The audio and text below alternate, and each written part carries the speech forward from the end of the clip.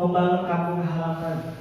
Mudah-mudahan ini jadi jalan bekal saya untuk ibadah selanjutnya. Selanjutnya ini sekilas visi misi dari SMKN 1 Banyusari. Ini mungkin saya tidak akan paparkan terlalu panjang, langsung saja ke poin-poin organisasinya. Kurang lebih tadi di visi dan misi itu ada nilai unggul, kemudian kompetitif, religius, cerdas, tanggung jawab, jujur, dan juga kreatif. Kurang lebih itu untuk nilai-nilai organisasi yang terdapat dari visi misi dan tujuan yang ada di sekolah. Nah, ini struktur organisasi dari SMKN 1 Banyusari yang mana dikepalai oleh Bapak Solihin Alamin, SPD MPD. Baik lagi ke struktur. Nah, di sini ada komite, kemudian PU dan bendahara, di luar ada wakil kepala sekolah bidang kurikulum, kemudian kesiswaan, sarpras, dan seterusnya. Nah, untuk posisi saya selain guru PAI, saya diamanahi atau tugas tambahan sebagai wakil kepala sekolah bidang kesiswaan, Pak. Adapun tugasnya, tupoksi dari guru ini yang memang ada 5 tugasnya, dari mulai merancang pembelajaran, melaksanakan pembelajaran, menilai hasil pembelajaran, membimbing dan melatih peserta didik, dan melaksanakan tugas tambahan. Kemudian sebagai wakil kepala sekolah bidang kesiswaan sebenarnya banyak, mungkin tidak saya ambil semuanya. Cuma dari tupoksi ini saya mengambil irisannya, sehingga untuk rancangan ini tentang penilaian pembelajaran, melaksanakan pembelajaran, dan pembinaan karakter, sehingga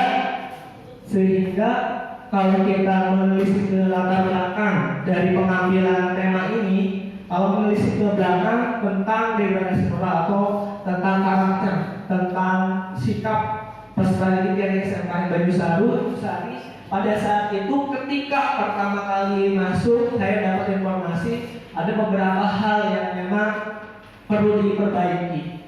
Dari misal sering nongkrong, kemudian dan lain sebagainya. Akhirnya ada wacana atau gagasan dari Bapak Kepala Sekolah untuk membuat pembinaan karakter. Pembinaan karakter tersebut adalah dengan pembiasaan pagi. Pembiasaan pagi yang mana dalam kegiatan pembiasaan pagi ini ada beberapa hal yang dilakukan, seperti sholat duha, kemudian zikir asmaul husna, kemudian dan lain sebagainya, dan salah satunya adalah tadi menghafal juz 30, yang kemudian sampailah kepada program rumah tahfidz. Kalau dirunut dari latar belakangnya itu nanti hasilnya itu adalah program rumah tahfidz untuk menjawab. Nah, ini isu permasalahan yang tadi berkaitan dengan tupoksi saya sebagai guru PAI dan juga wakil kepala sekolah bidang kesiswaan. Saya menemukan 3 isu. Yang pertama adalah rendahnya motivasi peserta didik untuk menambah hafalan, kemudian masih rendah kesadaran peserta didik dalam pembiasaan sholat duha, yang terakhir kurang disiplinnya peserta didik terhadap tata tertib, terlebih ketika masih ditemukan beberapa peserta didik yang datang sekolah secara terlambat. Kemudian dengan metode atau teknik USD saya melihat ataupun mendapat yang prioritas untuk diselesaikan adalah tentang rendahnya motivasi peserta didik untuk menambah hafalan dengan ranking total nilai 15. Lanjut, Bu. Nah, dari isu tersebut, isu yang diangkat yakni rendahnya motivasi peserta didik untuk menambah hafalan Quran, kemudian gagasan pemecahan masalah atau isu tersebut, saya mengambil judul dengan peningkatan hafalan peserta didik dengan metode team teaching melalui program rumah tahfidz. Adapun rancangan kegiatan ataupun langkah-langkah kegiatan yang akan dilaksanakan untuk menjalankan program tersebut, kegiatan yang pertama adalah konsultasi dengan kepala sekolah. Apa yang dilakukan dengan konsultasi dengan kepala sekolah? Yang pertama tahapannya tentu membuat janji. Dengan kesibukan beliau dan yang sebagainya tentu membuat janji terlebih dahulu, kemudian berkonsultasi dengan program itu, Dan yang terakhir persetujuan, untuk persetujuan. Kemudian nilai-nilai dasar apa yang muncul dari kegiatan konsultasi tersebut. Ini ada setidaknya ada tiga nilai. Yang pertama adalah nasionalisme, etika publik, dan komitmen mutu. Dampak apa yang kemudian terjadi ketika kegiatan ini tidak dilaksanakan? Yang dapat terjadi adalah tidak adanya umpan balik dari atasan atau dari kepala sekolah. Itu saja. Kemudian untuk kegiatan selanjutnya adalah fokus group discussion. Ini saya nanti langkah-langkah kegiatan ini ada dua. Yang pertama adalah mengundang seluruh guru PAI untuk mendiskusikan program yang saya gagas. Kemudian menerima saran masukan dari teman-teman guru PAI yang ada di SMK 1 Banyusari, sehingga nilai-nilai dasar yang didapat dari tahapan kegiatan ini adalah tentang etika publik, kemudian komitmen mutu, kemudian dampak dari kegiatan ini ketika tidak dilaksanakan adalah kita mendapat dukungan tentunya dari guru PAI yang lainnya. Kegiatan selanjutnya adalah kegiatan ketiga, yaitu tentang sosialisasi kepada peserta didik. Adapun tahapan-tahapan dalam kegiatan ini adalah membuat jadwal pertemuan untuk merancang sehingga tidak mengganggu pembelajaran. Kemudian melakukan program sosialisasi tentang program rumah tahfidz ini, yang nilai-nilai dasar yang didapatkan adalah tentang nilai akuntabilitas, nasionalisme.